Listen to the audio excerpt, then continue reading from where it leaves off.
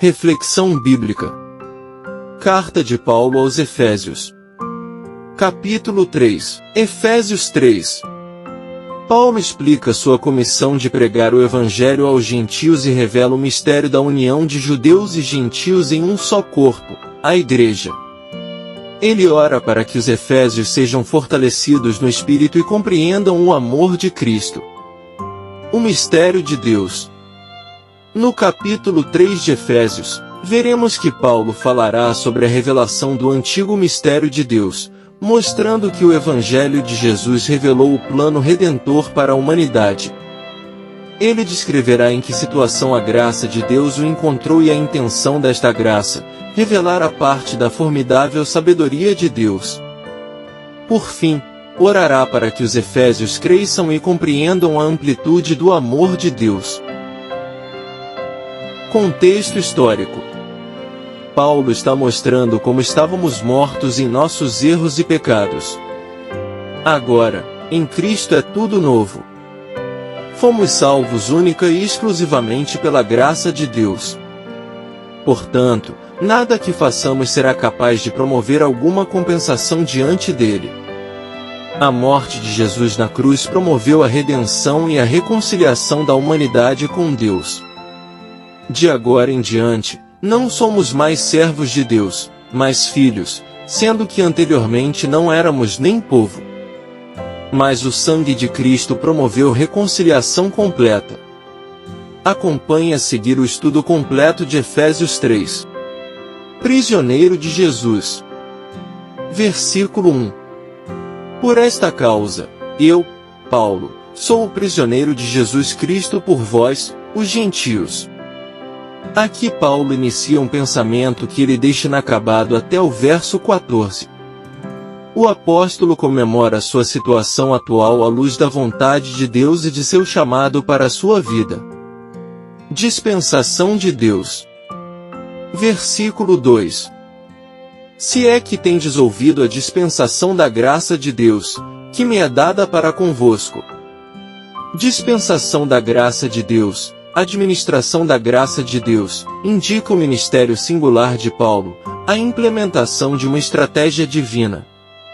O ministério de Paulo não era de sua própria autoria, pelo contrário, Deus o comissionou para isso, Atos 9.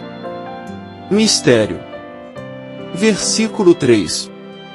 Como pela revelação ele fez-me saber este mistério, como vos escrevi antes, em poucas palavras. Mistério aponta para algo que antes estava oculto, um segredo, e que agora foi revelado por meios impossíveis à descoberta humana. O mistério revelado é que Deus determinou, por meio da pessoa e obra de Cristo, incorporar os gentios no único corpo da Igreja como companheiros iguais de Israel. Verso 6. Coerdeiros. Versículos 4 ao 6. Pelo que, quando ledes, podeis entender o meu conhecimento do mistério de Cristo, o qual, noutras épocas, não foi manifestado aos filhos dos homens, como agora, tem sido revelado aos seus santos apóstolos e profetas pelo Espírito. A saber, que os gentios são coerdeiros, e de um mesmo corpo, e participantes da sua promessa em Cristo pelo Evangelho. Coerdeiros mostra que os crentes em Cristo são herdeiros do reino de Deus. Este termo também caracteriza a nova comunidade, que tem Cristo como cabeça. O fato de os gentios terem a mesma posição que o povo do pacto de Deus foi uma novidade da revelação de Deus. Menos que o mínimo. Versículo 7 e 8.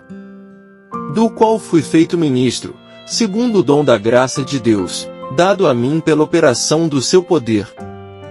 A mim, que sou menos que o mínimo de todos os santos, me foi dada esta graça de pregar entre os gentios as riquezas incompreensíveis de Cristo. Sou menos que o mínimo de todos os santos, combina um superlativo e um comparativo em apenas um termo grego. Este vocábulo em comum deve ter sido uma alusão brincalhona ao nome de Paulo, reconhecendo assim que ele, por si mesmo, era insignificante, mas que, em Cristo, Deus fez dele uma nova criatura. sabedoria multiforme. Versículos 9 e 10. E fazer com que todos vejam qual é a comunhão do mistério, que, desde o começo do mundo, esteve oculto em Deus, que criou todas as coisas por meio de Jesus Cristo. Para que agora, os principados e potestades nos lugares celestiais possam conhecer, pela Igreja, a multiforme sabedoria de Deus. A intenção de Deus era que sua multiforme sabedoria fosse conhecida por meio da Igreja. Multiforme significa múltipla, multicolorida como uma linda joia. A história da Igreja cristã e o drama da redenção, que aos poucos vai se desenrolando, são observados com ávido interesse pelos principados e potestades nos lugares celestiais, o que parece ser uma referência aos anjos. 1 Pedro 1 verso 12. As boas novas de Cristo. Versículos 11 ao 13. Segundo o eterno propósito que fez em Cristo Jesus, nosso Senhor, no qual temos ousadia e acesso com confiança, pela nossa fé nele. Portanto, vos peço que não desfaleçais nas minhas tribulações por vós, que são a vossa glória. A Igreja é central na obra de Deus na história. O Evangelho e boas novas para uma nova sociedade, assim como para uma vida nova. Paulo descreveu a Igreja como agente e sociedade divina com um mandato da parte de Deus. Paulo ora pelos Efésios. Versículo 14. Por causa disso, me ponho de joelhos perante o Pai de nosso Senhor Jesus Cristo. Paulo retomou a oração que iniciou no verso 1. Nesta oração, ele pediu que os cristãos fossem abençoados com força interior, com entendimento e discernimento, e com excelência espiritual. Paternidade. Versículo 15. Do qual toda a família nos céus e na terra toma o nome. Este versículo envolve algumas decisões difíceis na tradução, mas parece que o que Paulo quis dizer é o seguinte: o conceito e instituição da paternidade, partilhado por todas as culturas, com poucas diferenças, está enraizado no papel de Deus como Pai e Criador de todos os povos. Os judeus não são os únicos que podem se ajoelhar diante do Pai, verso 14, e esperar sua atenção, e sim todos os povos, de toda raça e nação. Habitação de Cristo. Versículos 16 ao 19. Para que vos conceda, segundo as riquezas da sua glória, que sejais fortalecidos com poder pelo seu Espírito no homem interior. Para que Cristo habite no vosso coração pela fé, a fim de, estando arraigados e fundados em amor, possa ser capaz de compreender, com todos os santos, qual é a largura, e o comprimento, e a profundidade, e a altura. E conhecer o amor de Cristo, que excede todo o conhecimento, para que sejais cheios de toda a plenitude de Deus.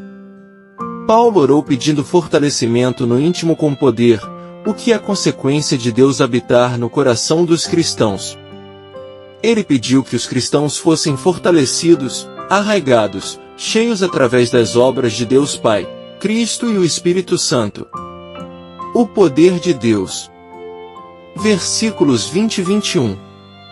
Ora, aquele que é capaz de fazer tudo muito mais abundantemente além daquilo que pedimos ou pensamos, segundo o poder que em nós opera. A Ele seja glória na Igreja, por Cristo Jesus, em todas as gerações, para sempre e sempre. Amém. Paulo explode em uma grandiosa doxologia a respeito do majestoso poder de Deus. Ele pediu que a glória de Deus fosse manifestada abundantemente na Igreja e em Cristo. A Igreja trará glória para Deus para todo sempre, inclusive na eternidade. 5 importantes lições que podemos aprender em Efésios 3. O plano divino da redenção. Paulo destaca o mistério da salvação pela fé em Cristo, revelado aos apóstolos e profetas. Isso nos ensina sobre a amplitude do plano de redenção de Deus para toda a humanidade e a importância de compartilhar o Evangelho para que todos possam experimentar a salvação. A unidade em Cristo. Paulo enfatiza a unidade entre judeus e gentios na Igreja de Cristo. Isso nos lembra da importância de superar divisões étnicas, sociais e culturais, e buscar a unidade em Cristo como membros do corpo de Cristo. O propósito da Igreja. A Igreja é descrita como um meio pelo qual a sabedoria de Deus é revelada aos poderes celestiais. Isso destaca o papel da Igreja na manifestação do plano divino de reconciliação e salvação, e nos desafia a vivermos de maneira digna do chamado que recebemos. O poder do Espírito Santo. Paulo ora para que os efésios sejam fortalecidos pelo Espírito Santo em seus corações.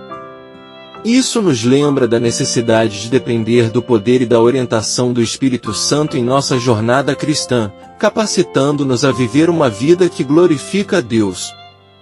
A glória de Deus na Igreja. Paulo encerra o capítulo glorificando a Deus na Igreja e em Cristo Jesus. Isso nos lembra que o propósito final de todas as coisas é a glória de Deus e nos desafia a vivermos de modo a refletir essa glória em nossas vidas e em nossa comunidade de fé. Conclusão. Paulo nos ensina neste capítulo que até mesmo ele, o mínimo dos homens, até mesmo a ele foi revelado um mistério do plano perfeito da redenção, o qual Deus resgata toda a humanidade do pecado através da vida e do sacrifício completo de seu único Filho, Jesus. Esse é o mistério, que por meio de um homem o pecado entra na história, por meio de um homem o pecado é apagado de nossas vidas, de uma vez. Essas são as boas novas que Jesus veio pregar, espalhar, não mais escravos e servos, mas filhos, e co-herdeiros da promessa em Cristo. Esse é o poder de Deus, nos fazer habitação de seu Espírito e filhos amados. Glória a Deus!